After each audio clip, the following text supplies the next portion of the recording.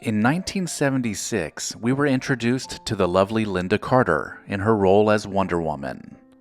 She played the American superhero based on the DC comic book hero of the same name. The show's first season aired on ABC, and then season 2 and 3 aired on CBS. When it moved to CBS, the title was changed to The New Adventures of Wonder Woman.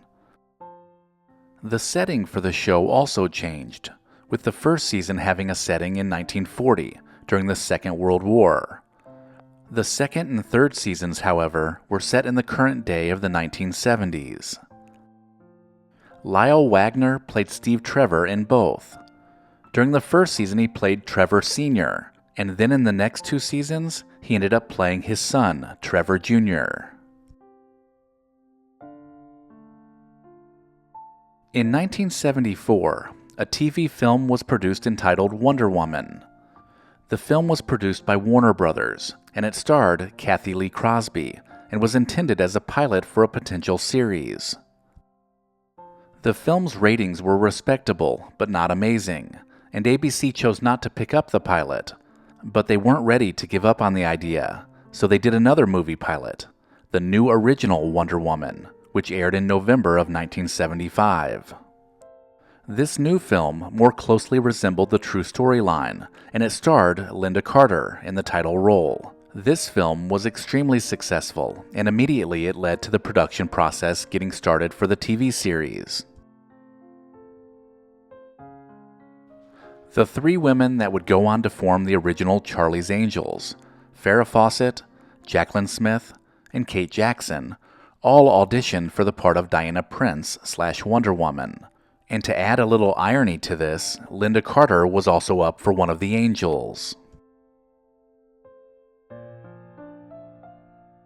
In the pilot, along with the first couple of episodes, Diana's transformation into Wonder Woman was accomplished by spinning her clothes off in slow motion.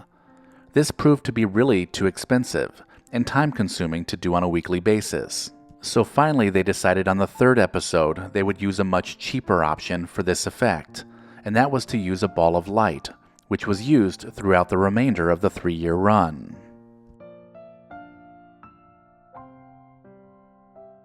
As I mentioned before, the first season of the series was set during World War II, and when the series moved from ABC to CBS, the entire format of the show was changed.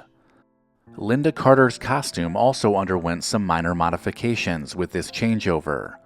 Near the end of the second season, the show also introduced Rover, a small robot that became comic relief for the show. Rover occasionally would beep to get people out of the way.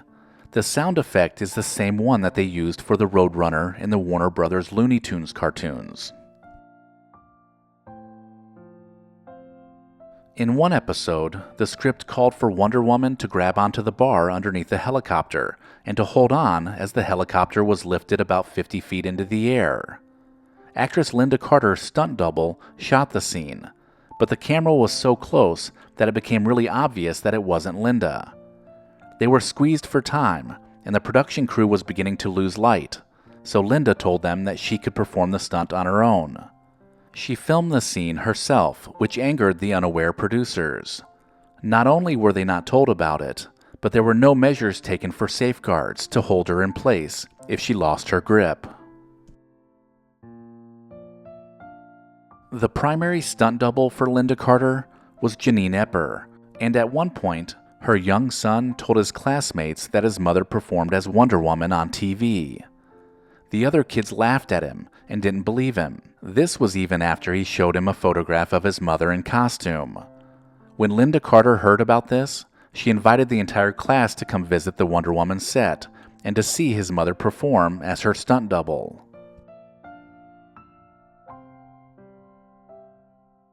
It's been reported that tensions between the series stars Lynda Carter and Lyle Wagner grew as the series went on, and they began to appear in fewer and fewer scenes together.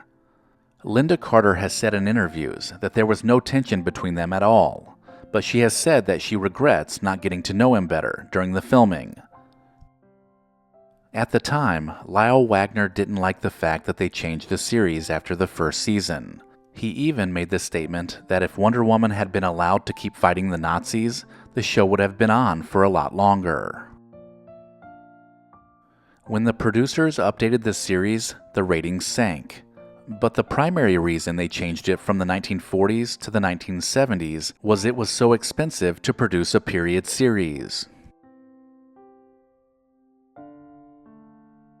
The character of Wonder Girl, played by Deborah Winger during the first season, first appeared in comic books in 1965. Though the nature of the character is quite different in the TV series version, Warner Brothers wanted to do a spin-off from the Wonder Woman series, and actress Deborah Winger was offered it, but she opted out because she wanted to pursue more serious roles. Linda Carter was almost completely broke when she got this part.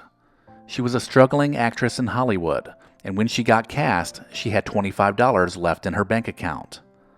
Even though she had just gotten the role, the 24-year-old actress needed to borrow money to pay her rent, because production didn't start for another few weeks. When she started the series, she was earning $3,500 per episode.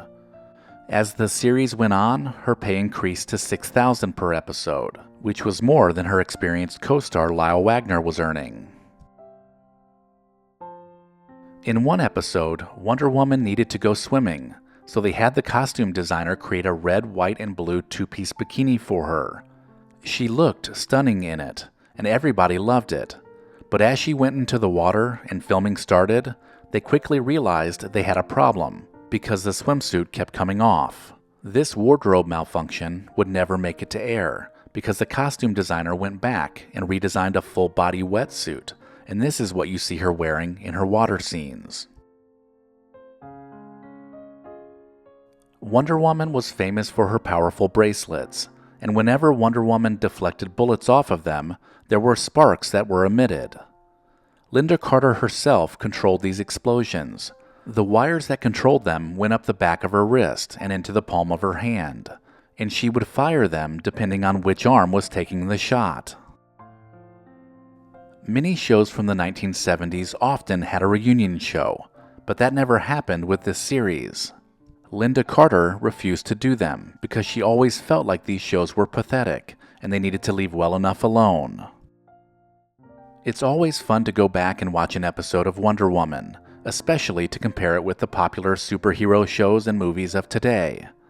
Linda Carter, for many, is still the definitive Wonder Woman, as cheesy as the series could be at times. If you enjoyed this video, check out the description for links that help support the channel. And as always, thank you so much for watching.